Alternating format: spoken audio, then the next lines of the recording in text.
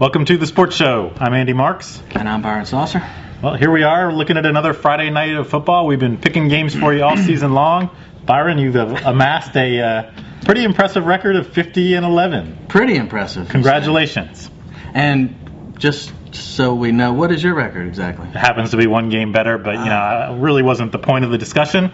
Let's talk about this week's games. Unfortunately, not our best group of matchups we've seen all year. There's probably not going to be much for us to disagree on because we're going to be predicting a lot of wide margins, but we'll go to it anyways. We've got a rare Thursday game in Marion County.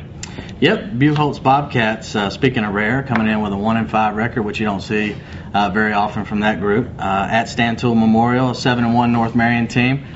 Andy, I don't know. What do you think about this one? You were there last year, and Buchholz hung an ugly 41-14 loss on the Colts, but North Marion seems to be a different team this year. Yeah, of course, North Marion went on and advanced to the regional final last year anyways, and when you look at the end of the season and then go back and look at that Buchholz game, that was a really bad game for North Marion. It's two coaches who know each other and like to scheme against each other. Last year, Buchholz was trying to do a lot of option stuff with some mobile quarterbacking, and it worked. Their quarterbacks were breaking long runs, and North Marion, frankly, wasn't in the game. This year, Buchholz comes in at 1-5. I think it's a pretty good 1-5 team. They played Gainesville High School, which is a pretty good 4A school, right to the end. They beat Vanguard in overtime. Vanguard's proved itself to be a quality program this year. Yeah. So I think they're better than that record indicates. I like North Marion here. North Marion's been doing just about everything right. I'm going to pick a wide score. I'll say 35-7. I think it's a bit of a trap game, though. Yeah, I mean, North Marion with the district showdown with Eastside next week could get caught looking ahead, and that seems to be the thing we talk about each week. If North Marion has their mind on their opponent, they're very difficult to beat. I like them here, too. I think the difference is North Marion's defense far too fast, I think, and this Buchholz offense has only scored 95 points on the season. I like the Colts as well, 28-13. All right, well, let's move on. I know you saw the Denellen Tigers last week. It was a game they had been pointing to against Crystal River. Important game in the district. They won it. It was a big win. Now you go a week later, Tavares comes in. Tavares coming off a couple of bad years, but all of a sudden it's a 5-3 team that's played good district games. Yeah, I mean, Tavares will be a tough test for Denellen. And again, we're looking at one of these situations where Denellen has all but clinched their district, the only undefeated team left in that big 8-team district. Looking ahead should be the only thing that could hurt the Tigers. I don't think they will. Bubba Black could get close to 1,800. So I'll take Denellen 34-13 maybe. Wow. Well, I agree with you on the 13. I'm going to pick this to be a closer game. Number one, Tavares is pretty solid. They've played the best teams in this district and played them pretty well. Have not seen Nature Coast yet. I don't know if they've seen Crystal River either. That may be their last two. But, Hernando was an 8-point game. They had a 1-point game with Leesburg, I believe, and with Eustis, who's down towards the lower end of the standings. Maybe a little hangover here for Denellen. I'll say 14-13. Could go your way and be a blowout. I think we both agree that Denellen is the better team here. So we have over in Candler, a cross-county matchup between Lake Weir and Westport. Lake Weir appears to be the favorite here, but when you get these county rivalries, never know what's going to happen. No, but I do like the Hurricanes here. Lake Weir, I mean, we go, week in, week out. This could happen, that could happen. They've turned into a very professional type team. They go out, handle their business. They'll give up a couple of scores maybe they shouldn't when they score 50 or 60 against a team. But I think they'll get it done here. Westport has certainly showed improvement over the course of the year. I don't think they're quite ready for Tracy Curry and company. I'll take the Hurricanes 35-10. Yeah, I agree with you that they have allowed some points here where maybe they shouldn't have, although they were generally games that they had already established themselves in.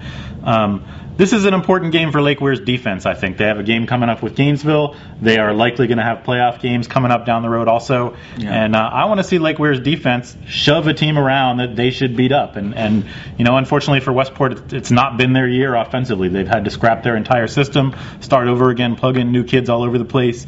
If Lake Weir is on its game, the way they were against Forest and the way they were against Bellevue, this is a game they can pitch a shutout in. I'd like to see them do that. I'm going to pick a blowout, but I'll say 42-7. Westport gets on the board somewhere. One team that will not be getting on the board this week, at least I don't think so, is Umatilla, who it's probably the weakest FHSAA team we've seen on any of our school schedules this year. They do not have a favorable matchup this week going to Trinity Catholic. No, absolutely not. They've been outscored. What is it? Where's the number here? I got it 238-15. That's not good, especially for a team that scored 57 and 70 respectively the last 2 weeks. Trinity will score early and often. They'll try to call off the dogs, but they'll accidentally score 63, and I think the defense gets a shutout, 63-0. Yeah, Trinity's fourth or fifth running back is a freshman I watched against Newberry named Jalen Gooden.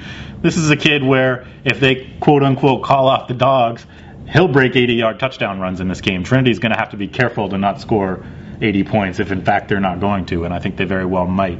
You talked about 70 and 57 points in the last 2 weeks. That was against Eastside, a perennial playoff team, Williston, who came in 5-1 or something like that. Yeah. Umatilla is a school that would get blown out by those two teams. So this one's going to be ugly. There's no two ways of looking at it. I am hoping for a better game, however, over at Booster Stadium. That's where South Sumter, who we've also seen a couple times, is coming into town once again to face Vanguard. Yeah, I know. A 2-6 South Sumter team. Every time I look at that, it's hard to believe. Emmett Sherman does such a great job. They're always in the thick of the playoffs.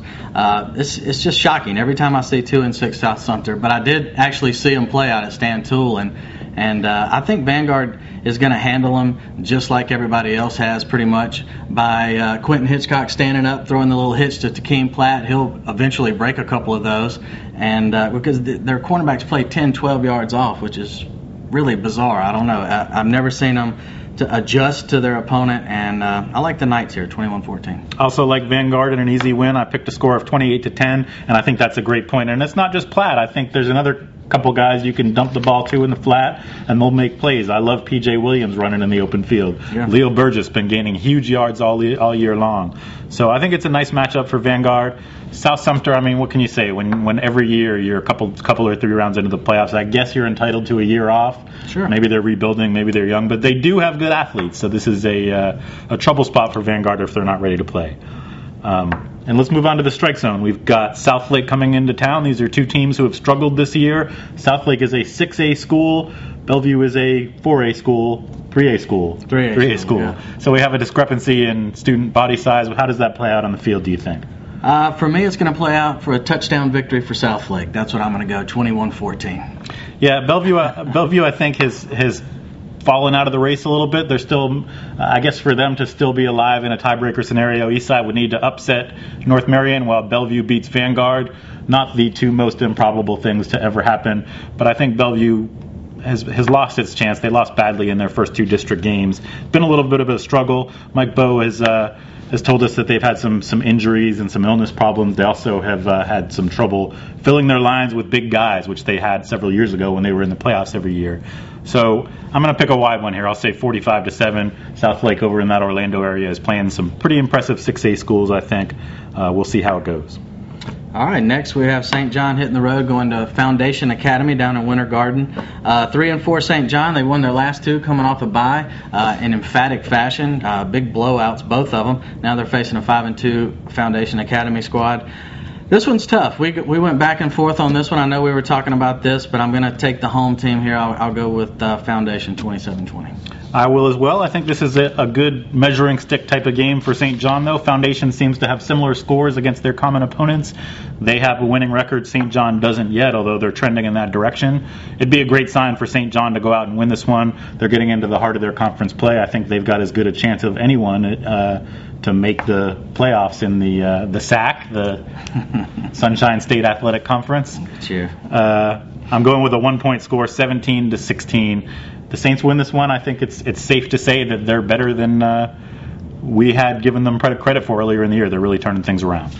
And speaking of turning things around, it happened a long time ago at OCA. Yeah. They are through their regular season, an undefeated regular season in which they really didn't ever get a close game. Now the playoffs start. Same team they played last week, Providence Academy. It wasn't close last week. Think it'll be close this week?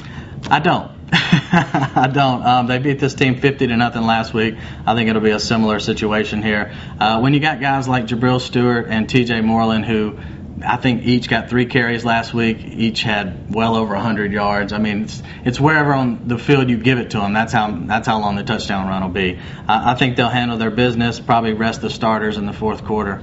I like the Crusaders, 45-6. Yeah, I'm going with 56-0. Incredible job out there at OCA. TJ Moreland, as you said, I think it was 3 carries for 190 yards, something silly like that. It's too bad that they didn't have that school on their schedule that gave him a push, because you'd like to see what he would do against a stout defense, getting 15 to 25 carries somewhere in there. Yeah. Seems like a special talent who is playing under his level this year. They haven't been tested. We'll see what happens next year now that they have that winning season under their belts. That'll do it, though, for this week's games. Remember, if you can't go out to a stadium on Friday nights, come visit us at ocala.com. We've got a live scoreboard with live updates happening all over the place, and we'll be back early next week to talk about how we did and how the teams did.